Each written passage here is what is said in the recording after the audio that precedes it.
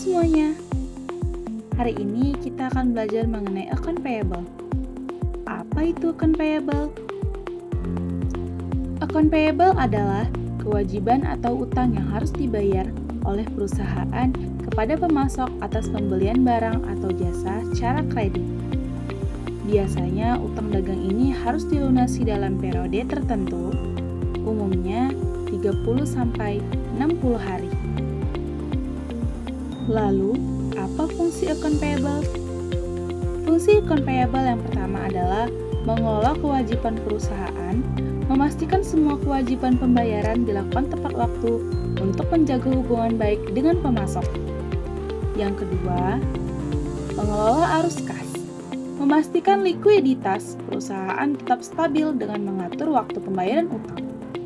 Yang ketiga, pencatatan transaksi kredit, memastikan semua transaksi pembelian kredit tercatat dengan akurat. Lalu, seperti apa alur pengelolaan account payable? Pencatatan faktur. Ketika barang atau jasa diterima dari pemasok, faktur atau tagihan dicatat.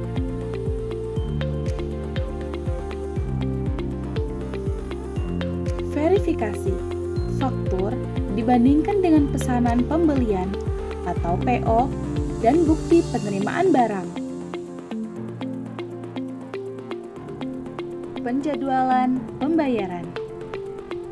Menentukan tanggal jatuh tempo pembayaran berdasarkan syarat kredit pemasok. Dan yang terakhir, pembayaran. Melakukan pembayaran sesuai dengan metode yang disepakati.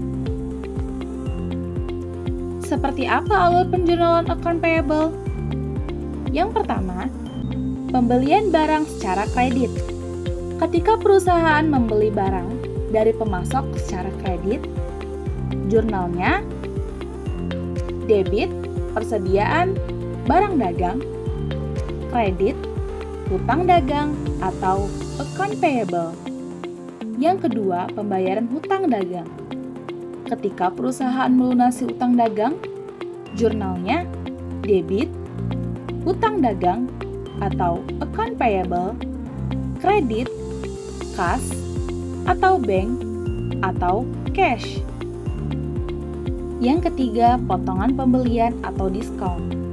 Jika pemasok memberikan potongan harga karena pembayaran lebih awal, jurnalnya debit, hutang dagang atau account payable, kredit, kas, atau cash, kredit, potongan pembelian atau sales discount, dan yang terakhir, retur pembelian.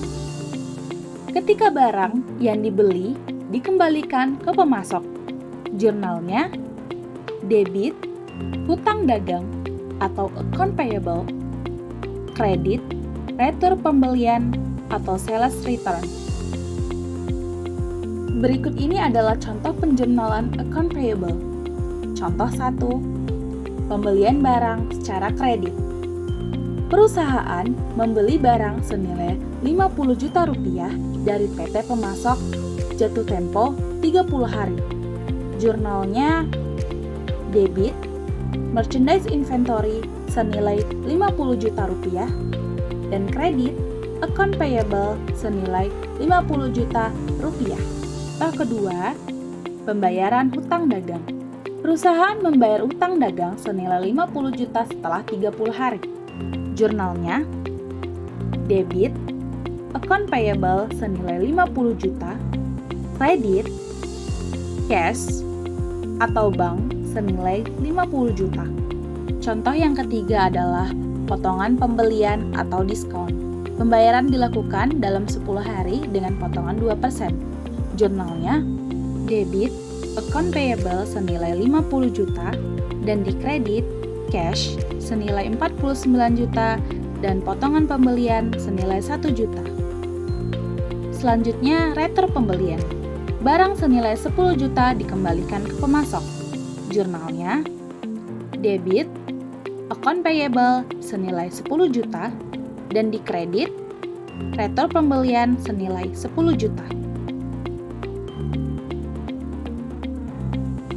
perbedaan berdasarkan jenis perusahaan. Yang pertama, perusahaan dagang. Fokus pada pembelian dan penjualan barang dagang. Pada perusahaan dagang, hutang dagang umumnya tercatat pada akun persediaan barang dagang. Perusahaan jasa. Fokus pada pembelian bahan baku atau jasa pendukung operasi. Pada perusahaan jasa, hutang dagang biasanya terkait dengan layanan pihak ketiga. Perusahaan manufaktur mengelola pembelian bahan baku, barang setengah jadi, dan barang pendukung produksi. Pada perusahaan manufaktur, hutang dagang dicatat sesuai jenis bahan atau layanan yang digunakan. Sistem dan teknologi dalam account payable. Pada software akuntansi, terdapat SAP, Oracle, atau Accurate untuk mencatat transaksi dengan otomatisasi. Sistem ini membantu mempermudah verifikasi faktur secara digital, membantu manajemen kas untuk mengintegrasikan sistem pembayaran otomatis ke bank.